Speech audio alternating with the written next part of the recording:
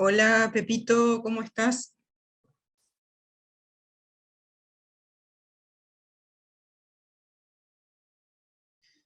¿Qué tal allá? ¿Cómo están?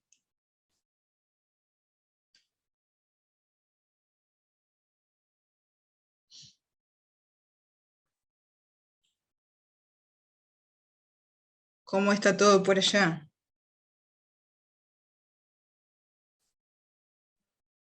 Por aquí bien.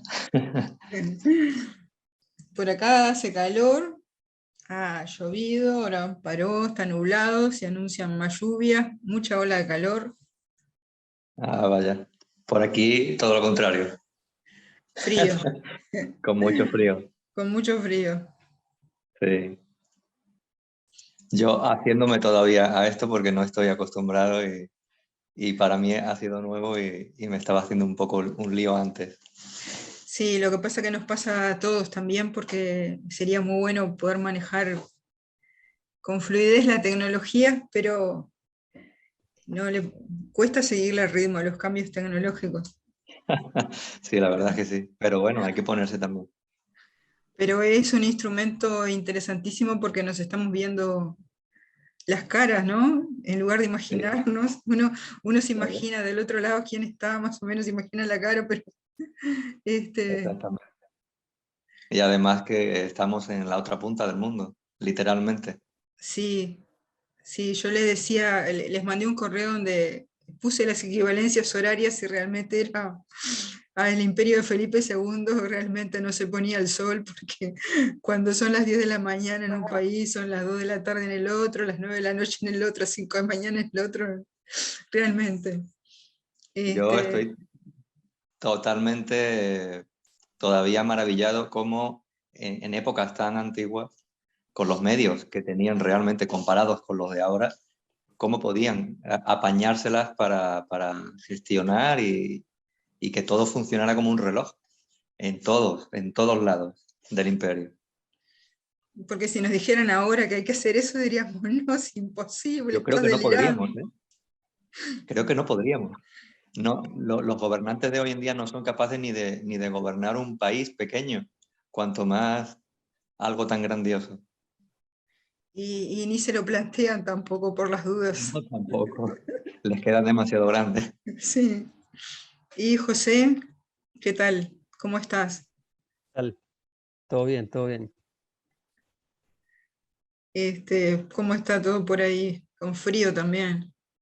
Sí, sí, bueno, aquí es invierno, así que tenemos nieve.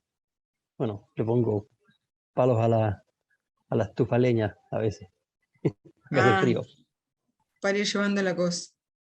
¿Y Sí, me Marisa? imagino que es muy ¿Eh? distinto al clima que tienen ustedes allá. Sí, sí, está haciendo, hay una ola de calor aquí, estamos asustados porque ha hecho 46 grados en algunos lugares del país. Hola, profe, Aquí, ¿cómo está? Y Marisa, ¿cómo estás tú?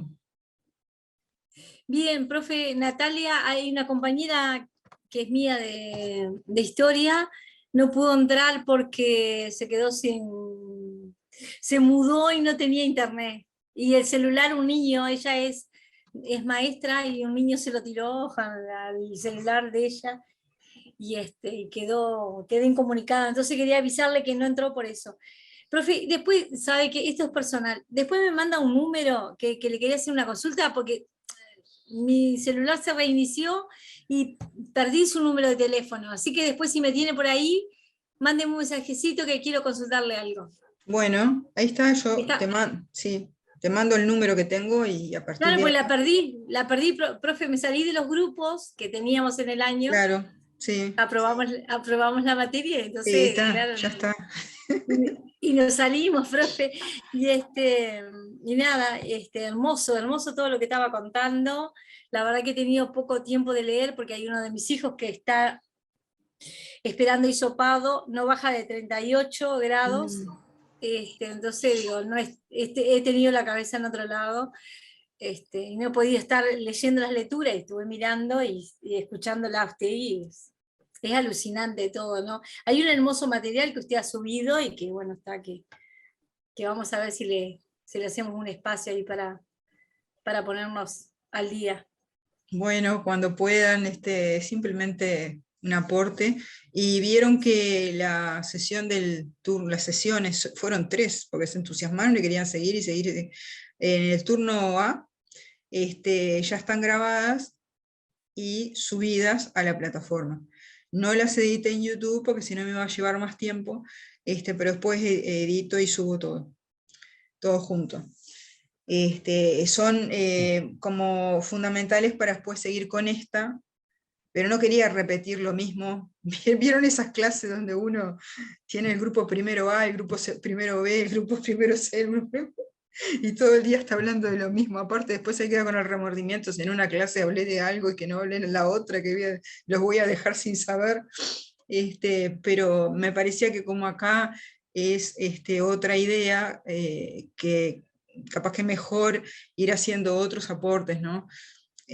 Mostrar, además, que la cultura española es universal en el sentido de que no la tenemos solamente en la península española, sino que hay una América española, y por eso, por ejemplo, tenemos una novela de caballería en América, y por eso tenemos caballeros andantes en América, que son los conquistadores, y es más, no solamente son caballeros andantes, sino que son el modelo vivo de caballero andante, y además toman como manual las novelas de caballería, casi que de manera inseparable. Por lo tanto, tenemos una España en América. Eso no es solamente decirlo, sino que constatarlo a través de la historia es muy interesante, ¿no? Pero bueno, abrimos este espacio justamente para reflexiones, para preguntas, para aportes.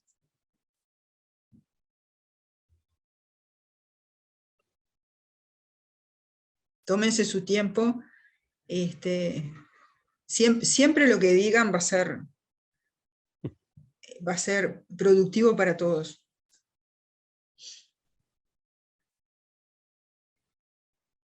Yo en un momento no tengo preguntas.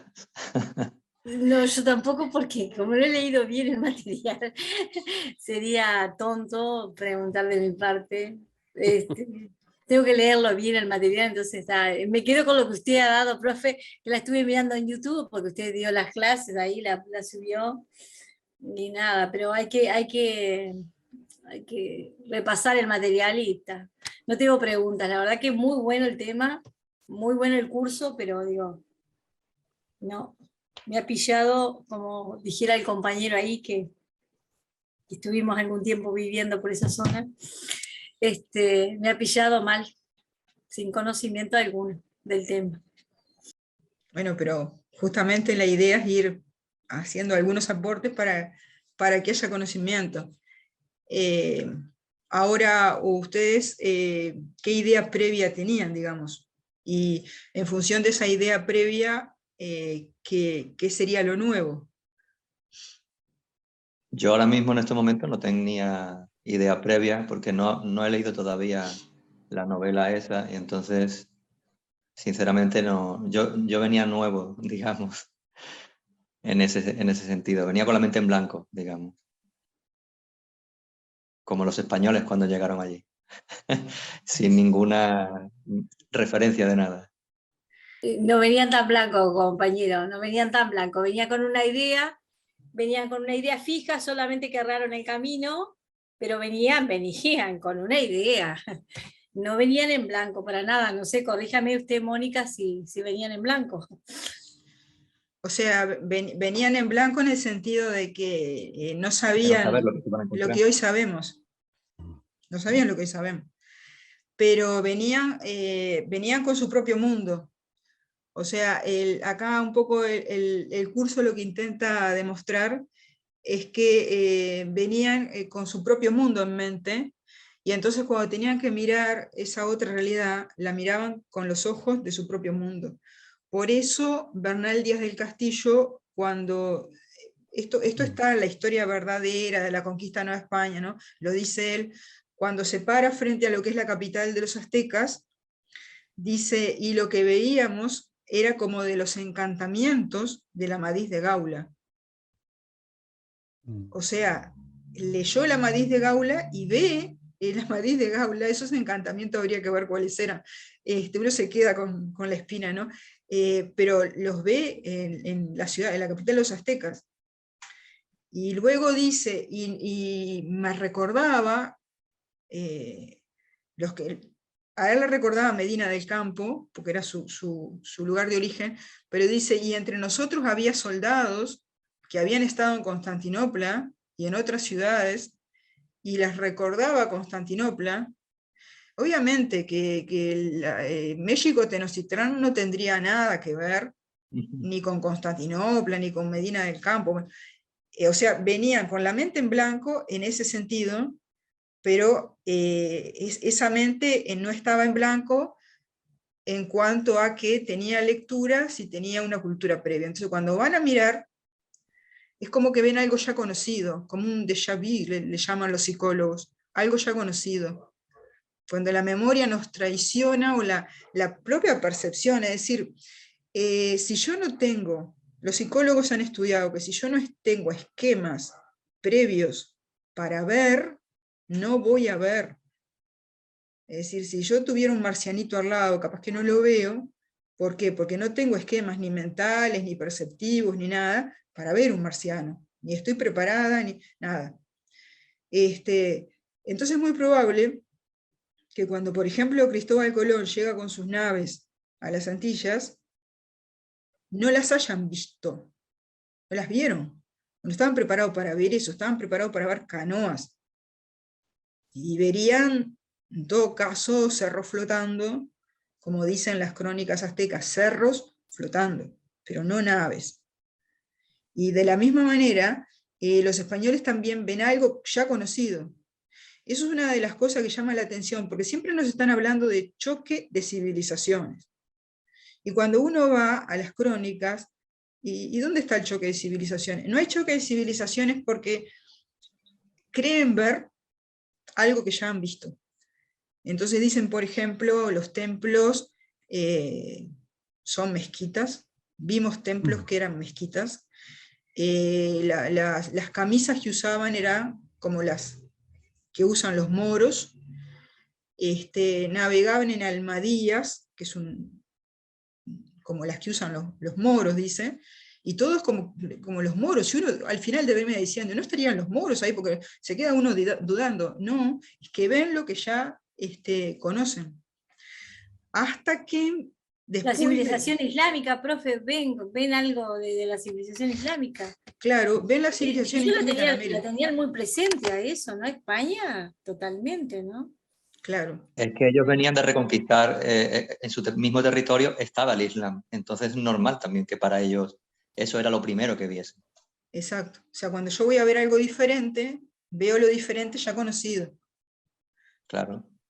Porque no tengo esquemas mentales para ver algo, realmente no tengo esquemas para ver algo distinto. Ahora, después que sí, empieza el contacto, se empiezan a conocer las diferencias y las semejanzas. Y entonces uno lee en los cronistas que dice, bueno, tienen costumbres muy extrañas, bárbaras, nosotros hacemos unas cosas y ellos hacen otras, ahí empiezan a ver la diferencia. Es como un enamoramiento que cuando empieza a pasar el tiempo es cuando ya te vas dando cuenta de las diferencias y de la realidad de las cosas. Sí, puede ser una identificación previa y después se empiezan a ver las diferencias y también se empiezan a encontrar a propósito las semejanzas. Y el tema de la religión, profesora, que ahí tendría mucho que ver también, porque ellos se encuentran, por ahí podrían asemejarlo con la parte egipcia o algo de los dioses y todo, y ellos se encuentran con eso también, ¿no? Porque vamos a ver que ellos venían con otro tipo de religión y se encuentran con esto adorando los distintos dioses, ¿no? El choque de civilización posiblemente también estaba ahí, ¿no? La parte de la religión, ¿no? Claro, ahí también ven lo conocido y odiado. Por ejemplo, cuando ve el ídolo de la diosa de la tierra, Coatlicue, de los aztecas, es una diosa que está formada por serpientes. recuerda mucho la gorgona griega, además tiene cabeza, o no tiene cabeza más bien, de serpientes. Después su cuerpo también termina en patas con garras, en el cuello cuelgan corazones y cabezas humanas, y bueno, ven eso y dicen el demonio. O sea, es algo conocido y odiado eso, y está en la Biblia además la serpiente que tentó a Eva, ¿no? Pero es ver algo conocido también, eso también es ver algo conocido, o creer ver algo conocido. Y eso genera un enorme rechazo. O sea, dioses que tienen forma de serpiente, dioses que tienen forma de caimanes, de cocodrilos, ¿no? Qué cosa, dioses que exigen sacrificios humanos, que a su vez recuerdan sacrificios humanos de antiguas civilizaciones, lo que se contaba de los fenicios que ofrendaban los niños al dios Baal, la crítica que los hebreos hacían de los fenicios y de los cananeos. Entonces, eso es conocido y eso les permite, digamos, tomar partido con relación a la religión de los aztecas o de otros pueblos, ¿no? Ahí hay un choque, sí, desde un primer momento, porque ya cuando la expedición de Cortés desembarca en San Juan de Ulúa, en Yucatán, lo primero que se encuentran es un teocalli, o sea, un templo, y ahí hay sangre y restos de una persona sacrificada, y después el sacerdote tiene todo el pelo mezclado con sangre, ¿no? Bueno, obviamente eso recuerda el demonio. Entonces, el espíritu de cruzada se va a fortalecer más todavía. Si yo veo algo que inmediatamente y sin la menor duda me recuerda a la oscuridad y lo demoníaco, bueno, mi espíritu cristiano y mi afán por sacar a esa gente de las tinieblas y llevarla a la luz, se va a ver más reforzado que nunca. Esa es la prueba, digamos, más contundente, ¿no? Sin embargo, a nivel religioso, sí podemos encontrar coincidencias en tipos de pensamiento, que era lo que yo les comentaba. Por ejemplo, el mito taíno o caribe de las mujeres, de la isla de las mujeres, que es un mito recogido por Ramón Pané, que es el sacerdote jerónimo que viene a evangelizar la isla La Española. Recoge de manera muy minuciosa y envidiable realmente, envidiable, porque tuvo que estudiar la lengua de los taínos, aprenderse los nombres de todos los dioses, entender mitos complicados que parecen que no tener sentido, y luego pasarlos por escrito. Y de esa manera nos llega a nosotros la historia de las antigüedades de los indios, capítulo 1, de dónde surgen los indios, ahí trae el mito de que surgen de una cueva, que es algo común en toda América, y esto otro que yo les contaba, cómo se separaron los hombres de las mujeres, y que termina en que las mujeres viven en una isla aparte de los hombres. Bueno, inmediatamente Colón dice, y eso es la prueba, acá están las Amazonas. O sea, no vienen con la mente en blanco en el sentido de que están pensando en encontrar algo ya conocido, y de la religión indígena toman lo que identifican que puede tener sentido.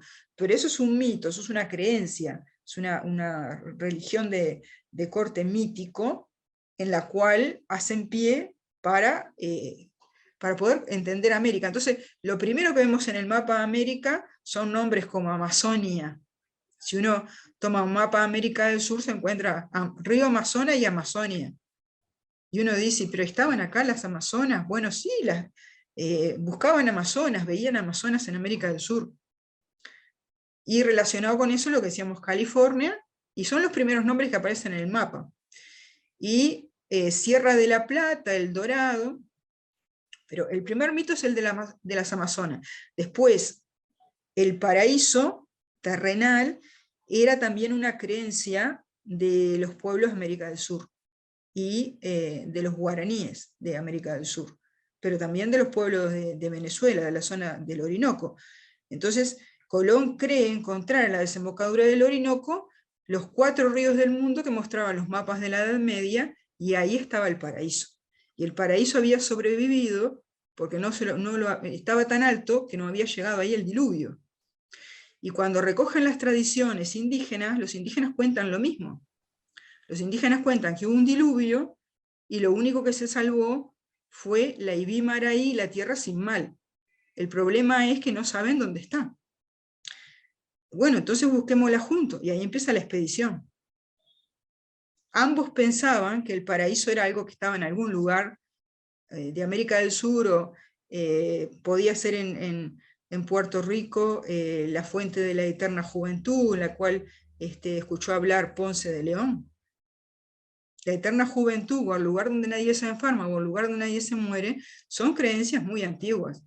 La primera historia de tipo heroico, en la antigua Mesopotamia, hace 5000 años, es la del héroe Gilgamesh. Y Gilgamesh busca la fuente de la vida eterna. Así que los indios americanos, que están a un nivel similar, tenían tradiciones similares, relacionadas con que había un héroe que había buscado la fuente de la eterna juventud. Llega Ponce de León y dice, pero ¿y dónde está? Yo quiero beber de la fuente de la eterna juventud. Ahí hay coincidencias que más que religiosas, son religiosas para los indígenas, pero más que religiosas para los españoles, que eran cristianos, son tradiciones que les llegaban a ellos de épocas anteriores. Tradiciones que le venían de Grecia, de Roma, y que por supuesto que tenían orígenes más antiguos que ellos no conocían, o que le venían de los celtas, y que llegaban a la novela de caballería, y después tenían sus puntos en común con el mundo americano. Entonces la geografía de América al principio es una geografía fantástica, de sirenas. Por ejemplo, a Felipe II le llevaron una sirena. Sirena, mujer pez, ¿no? Y uno dice, ¿habrán encontrado realmente una sirena? Hace dudar, ¿no? Después hay actas que dicen que en determinada localidad de España hicieron desembarcar a 10.000 amazonas. Y uno dice, ¿cuántos barcos se habrá precisado para llevar a 10.000 amazonas que desembarcaran en España? ¿De dónde habrán sacado 10.000 amazonas? Una cantidad. Y eso es un acta, un documento oficial. Hay informes del Consejo de Indias diciendo que están muy cerca de encontrar el dorado, que por favor le financien la próxima expedición, y la próxima, son todas un desastre, pero que están muy cerca de llegar a El Dorado. Y claro, llegaban a El Dorado y se hacían ricos para toda la eternidad. Entonces, esas tradiciones antiguas precristianas sí tenían en común elementos con los indios, y forman parte del mundo de la Amadís de Gaula. El mundo de la Amadís de Gaula, que arranca con tradiciones que son celtorromanas, del ciclo arturiano, hablan de hadas, de hechiceros, de encantamientos, que después aparecen en el Quijote, pero con la mente crítica de Cervantes. Bueno, es ese mundo que todavía es un mundo encantado. Está encantado porque perviven las tradiciones religiosas greco-romanas o celtas. Pero es un mundo, profe, nosotros que estudiamos historia, es un mundo contado por los conquistadores, porque hay otro mundo, que es el de los indígenas, que es distinto. Es totalmente distinto a lo que ellos cuentan. Claro, porque acá están viendo el mundo con su mente, pero buscan y detectan y encuentran en las formas de pensamiento indígena, en las historias indígenas, en las creencias indígenas, elementos similares, o que creen similares, o que son similares. ¿Por qué? Porque en la mente humana hay formas de pensamiento comunes en todos los pueblos. Y por eso nosotros en este curso vamos a distinguir lo mítico, lo heroico y lo racional como 3 etapas en la evolución del pensamiento. Pero sí, la mente indígena no la pueden captar, porque no tienen herramientas para eso. La van a captar en la medida que empiecen a encontrar semejanzas, diferencias, y lo que realmente al final va a pasar es una síntesis. Ahora, ¿Cómo veían el mundo los indígenas? ¿Cómo se veían a sí mismos? ¿Cómo veían el español? Nosotros para eso vamos a comentar otra fuente, que es el Rabinal Achí, que es una obra de teatro maya, que pocas veces se ha representado. Pero en el Rabinal Achí, que es del siglo XIII, pero que recién en el siglo XIX, un líder maya llamado Bartolo Sis lo puso por escrito, aparecen los guerreros mayas exponiendo su mundo, porque es una obra de teatro, y también es una obra danzada. Cuando la representan para los turistas, se visten como de época virreinal, para que quede medio folclórico, pero originariamente es una obra de teatro que no tiene influencia española porque es anterior. Y ahí entonces vamos a poder ver ese mundo que todavía no tenía contacto con lo español, cómo se muestra a sí mismo. O sea, tenemos mecanismos para poder conocer ese otro mundo. Pero ya después de mucho tiempo, ha pasado mucho tiempo, sí. Me gustaría acotar algo. Soy Marcel, Sí, soy Marcel. sí, sí, He estado en el sí, mutismo, pero quiero sí. aportar Hola, algo a partir hola, de lo que dijo, bueno, hola, sí, a partir de lo que dijo Marisa, creo que era la sí, compañera, sí, respecto de la posición indígena. Hay un sí. libro de crítica literaria Ujú, de un escritor que se llama Cornejo Polar, ujú. que se llama Escribir en el aire, no sé si alguno lo conoce, No, y en ese libro plantea el encuentro de Cajamarca, que se produjo entre Inca ujú, Atahualpa y Vicente sí, Valverde, y el extrañamiento indígena ante la figura evidentemente simbólica y elucubrada de la Biblia. Y ese desajuste entre la proyección más bien telúrica, más bien de corte animista del Inca en relación a esa cuestión más casi de dimensión filológica de la Biblia. Y a partir de lo que estaban diciendo, quiero aportar otra cosa, que es que hay ujú, un concepto griego que es el concepto de ecúmene, ujú, es sí. decir, el mundo de lo conocido. El mundo de ¿Y lo qué ocurre? conocido. Exactamente. ¿Qué ocurre? Que en tanto hay toda una cuestión enraizada ya en una cuestión de ánimo de los conquistadores, ¿no? En esa invasión a América, se proyectan elementos propios de lo que es su conocimiento allí a partir de algo que Levi Strauss llamaría mitema, ¿no? Que es un concepto estructuralista que la unidad mínima del mito que se repite en ambos intersticios, ¿no? En ambas culturas. Ujú, Entonces creo que esa proclividad está determinada hasta por una cuestión estructural, de una suerte de gramática del mito. ujú. Sí, eso es lo que aparece en otro de los artículos que subí a la plataforma para lectura de ustedes, que es de Campbell, Joseph Campbell, y se llama Las 1000 caras del héroe. Es un análisis muy complejo de el héroe y el recorrido vital del héroe de sus hazañas. Y ahí hay, como tú decís, hay una gramática y una estructura del mito que se repite en todas las culturas y que hace que entonces las mentes puedan coincidir. Eh, y al mismo tiempo hay diferencias. Es decir, en esa anécdota de Cajamarca, del encuentro con la Biblia, donde dice, bueno, pero ¿y este libro no habla? ¿No? Que tú me decís, bueno, una visión animista. Por otro lado, está un poco en discusión que no conocieran sistemas de escritura o por lo menos de registro, algún tipo de registro. Porque si yo estoy frente a un quipu, el quipu no habla, Mm. no habla. Es un sistema que tiene un código que yo tengo que descifrarlo.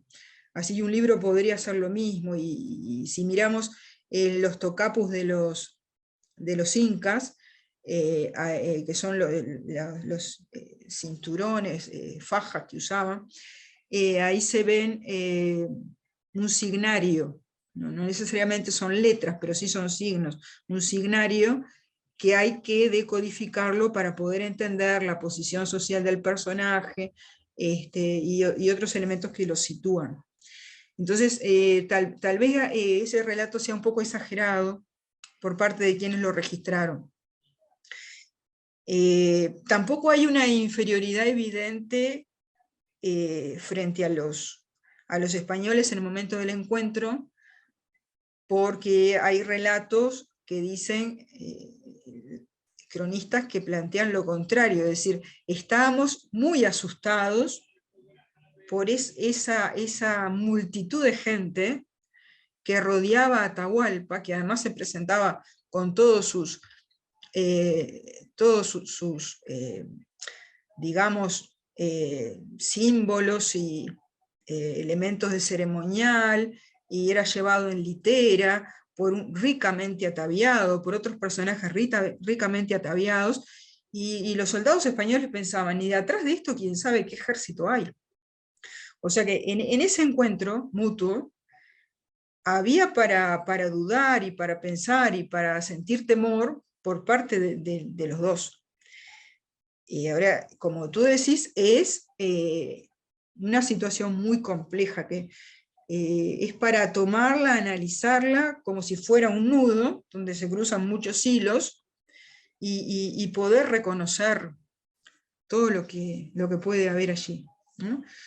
Ahora, los españoles en América eran un grupito muy pequeño, que no hubiera podido avanzar sin alianzas con los indios desde que Colón pone el pie en las Antillas. Es decir, el primer asentamiento español es resultado de un pacto.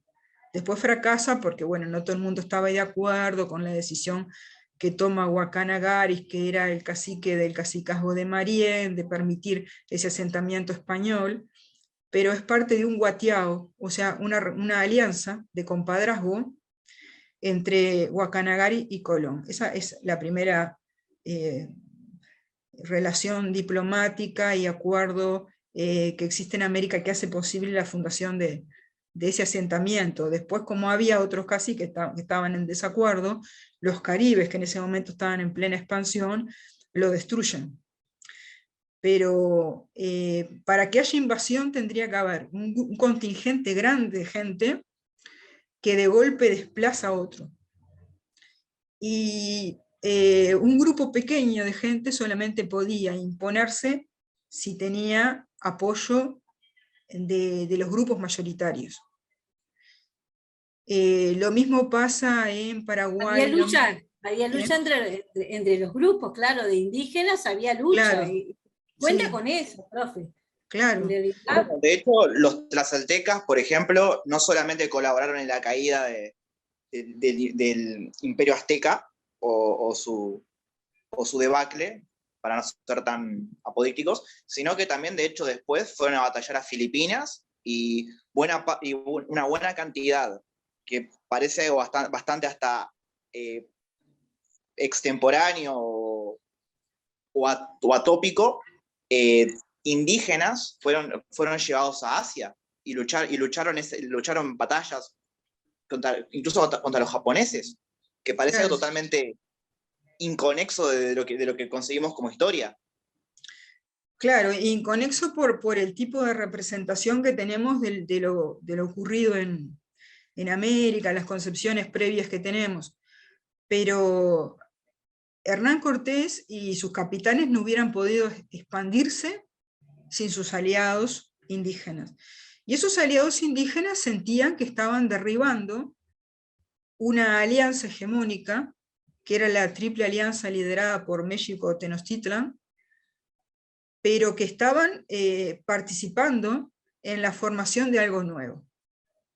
Ahora, después, eso nuevo, qué características va adquiriendo, cómo participa cada grupo, es algo complejo que hay que estudiar, pero dentro de los aliados, sí, los tlaxcaltecas, después también se estudiaba no solamente los tlaxcaltecas, los otomíes también participan en la conquista, o sea, hay conquistadores indios conquistan a otros pueblos, conquistan a otros territorios, y expanden lo que hoy llamamos el territorio de México, hasta el sur de Estados Unidos, hasta Filipinas, hasta Alaska, he leído, que ha escrito alguien, de una manera que hubiera sido imposible.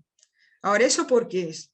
Eso es porque el mundo indígena encuentra en estos caballeros andantes españoles, a su vez, elementos de los cuales asirse y elementos que le resultan interesantes, que pueden tomar para reforzar su propia unidad política, porque los aztecas estaban tratando de crear una unidad política. Cuando son derrocados, aparecen nuevos intentos de crear unidades políticas. Para formar algo parecido a un Estado yo tengo que tener medios, y los españoles aportan medios. Entonces, en esa alianza es muy complejo el tema de quiénes son los conquistados y quiénes son los conquistadores. Lo que termina pasando es que México en la actualidad es un país de mayoría indígena absoluta. Es decir, el tema de una invasión yo lo tengo cuando tengo un contingente grande de gente que desplaza a otro y se impone. Pero el caso de México es muy complejo.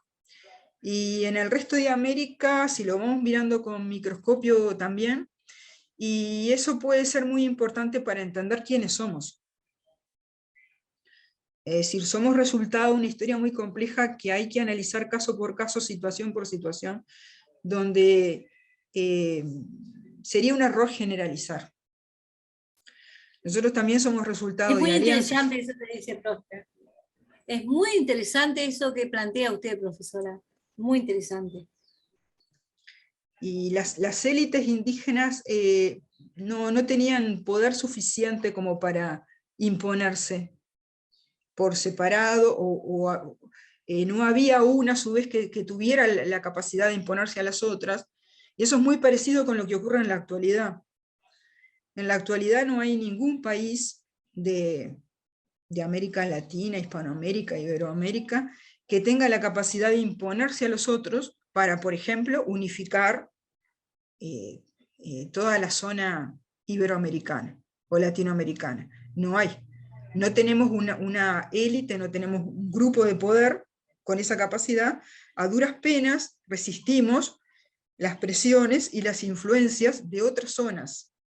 Entonces tenemos que pensar que siglos atrás los medios eran todavía menores. Entonces cuando aparece un grupo que aparece aportando determinados recursos que pueden servir para integrar, eso se toma. Es decir, no se toma porque los indios sean tontos, ¿no? No se toma porque los indios estaban atemorizados frente a las armas de fuego. Las armas de fuego son mucho menos eficaces que el arco y la flecha, son más lentas en esa época, ¿no? Hasta fines del siglo XIX.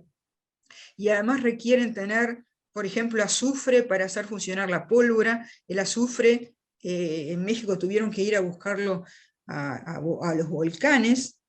No era una cosa sencilla. Entonces, pero hay otros elementos que podían resultarles interesantes a los efectos de unificar Mesoamérica, luego llamada México, porque se mantuvo la idea de que los aztecas eran el centro de Mesoamérica, pero los aztecas eran una civilización más, ¿no? Entonces, un poco este curso apunta a ampliar la visión de esas cosas, ¿no? O sea, plantear perspectivas que nos permitan entendernos realmente acerca de quiénes somos. Y los españoles no solo tenían recursos, sino me imagino que también las ideas más claras a la hora de crear un Estado y la experiencia también, a la hora de crear un Estado grande, digamos, en ese sentido. Porque venían de... Y unidos, digamos. Claro. Miles de años de historia de un avance en cuanto a la consolidación de un Estado. En América había miles de años de historia, pero había procesos circulares. Es decir, se llegaba a conformar una unidad política religiosa y eso después se derrumbaba, se iba a cero y había que arrancar de nuevo, de cero. Es decir, no había ese proceso acumulativo que se dio en el viejo mundo, que además tenía la posibilidad de capitalizar los aportes de Europa, de África, de Asia. América dependía de sí misma. Entonces llegan con esa experiencia. Y eso resultó interesante.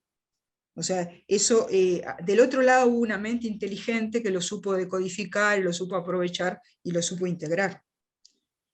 Y eso